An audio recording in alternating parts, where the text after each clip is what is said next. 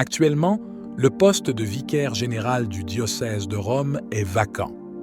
La décision du pape d'apporter de nombreux changements internes au diocèse a laissé ouverte cette position très importante.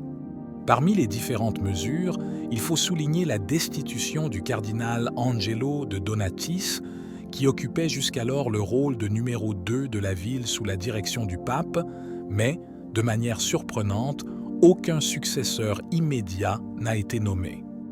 Le diocèse de Rome a fourni une explication à cette vacance, en soulignant la délicatesse de la charge de cardinal vicaire.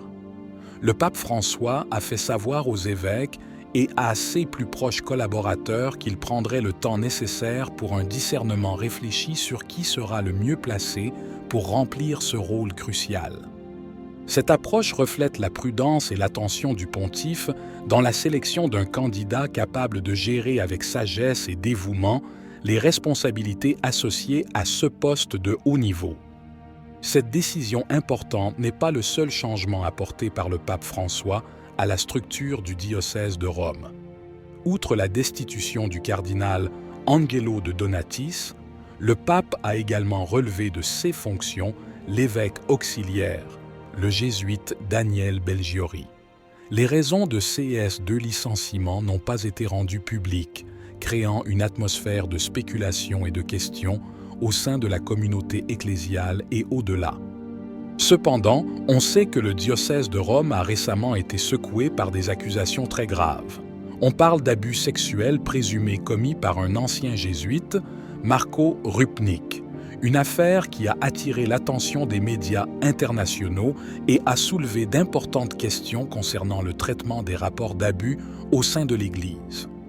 Même si les détails et les motivations spécifiques des licenciements de Donatis et Belgiori restent confidentiels, CS Trouble souligne la nécessité de transparence et de réforme dans l'approche de l'Église face aux allégations et aux crimes d'abus. Malgré les circonstances qui ont conduit à leur destitution de leurs fonctions précédentes, le pape François a trouvé de nouveaux rôles pour les deux évêques au sein de l'Église.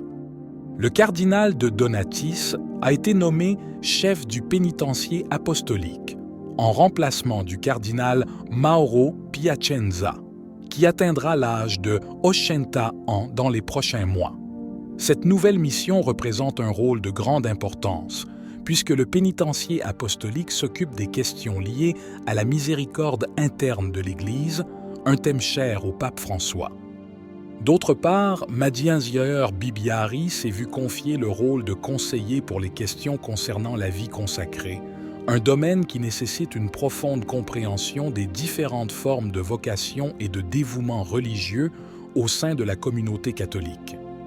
La réorganisation et la réattribution des rôles au sein du diocèse de Rome et au-delà reflètent une transition importante au sein de l'Église catholique, dirigée par le pape François.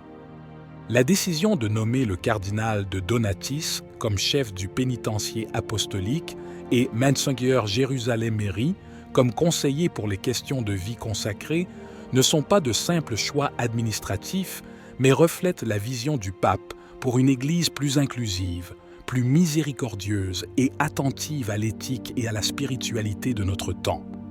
Le rôle du pénitencier apostolique, en particulier, est crucial pour l'administration de la justice et de la miséricorde au sein de l'Église. Ce dicaster s'occupe des questions les plus délicates de la conscience des fidèles en proposant des solutions pastorales qui reflètent la miséricorde divine. La nomination du cardinal de Donatis à ce poste souligne l'importance que le pape François attribue à la capacité d'offrir le pardon et la réconciliation, piliers fondamentaux de sa vision de l'Église du futur. D'autre part, en confiant à Madianzieur Bibiari le rôle de conseiller pour les questions de vie consacrée, le pape réaffirme l'importance de la vie religieuse comme témoignage de l'Évangile dans le monde contemporain. La vie consacrée, avec ses nombreuses expressions de dévouement et de service, est vitale pour la mission évangélisatrice de l'Église et pour sa capacité à répondre aux défis spirituels et sociaux de notre temps. En conclusion, CS, réaffectation et nomination ne sont pas seulement des réponses à des situations particulières au sein du diocèse de Rome. Ils représentent plutôt des éléments d'une stratégie plus large du pape visant à renforcer l'Église, la rendant plus capable de répondre aux problèmes moraux, éthiques et spirituels qui défient les fidèles du XXIe siècle. Ce processus de renouveau et de réforme est une caractéristique du pontificat du pape François, qui continue de diriger l'Église catholique à travers des périodes de changement et de défis, avec une vision claire et un profond engagement envers les principes de miséricorde, de justice et d'amour. L'ensemble des décisions prises par le pape François concernant le diocèse de Rome et d'autres postes clés au sein de l'Église ne sont pas de simples gestes administratifs ou des réponses à des circonstances isolées. Au lieu de cela, ils sont les manifestations d'une vision plus large de l'avenir de l'Église catholique, une vision qui met l'accent sur la miséricorde, la justice et l'inclusion. Cette approche s'inscrit dans un contexte plus large de réforme que le pontife poursuit depuis le début de son pontificat, visant une Église plus proche des besoins et des espoirs des fidèles dans un monde en rapide évolution.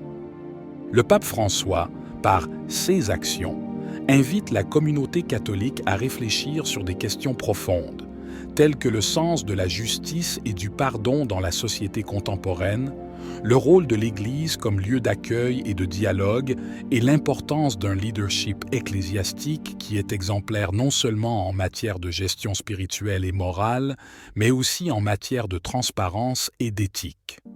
L'attention du pape à la sélection de personnalités clés pour des postes de grande responsabilité souligne également l'importance du discernement et de la réflexion personnelle comme éléments centraux dans le processus de prise de décision. Cette approche, qui privilégie les temps de prière et de discernement, propose un modèle de leadership qui contraste avec la rapidité et parfois la superficialité des décisions dans le contexte mondain. Enfin, la manière dont le pape François gère les situations de crise et de changement au sein de l'Église peut offrir matière à réflexion, même en dehors du contexte religieux, comme exemple de leadership qui cherche à équilibrer justice, miséricorde et renouveau. Son leadership met en évidence sa capacité à naviguer dans les complexités du monde moderne tout en maintenant un engagement envers des valeurs profondes et durables. Malgré cela, l'importance de la transparence dans les affaires internes de l'Église catholique, surtout celles qui peuvent générer des débats, est un sujet de plus en plus pertinent dans le contexte social et ecclésial contemporain. Qu'en pensez-vous? Faites-le nous savoir dans les commentaires. Que Dieu vous bénisse.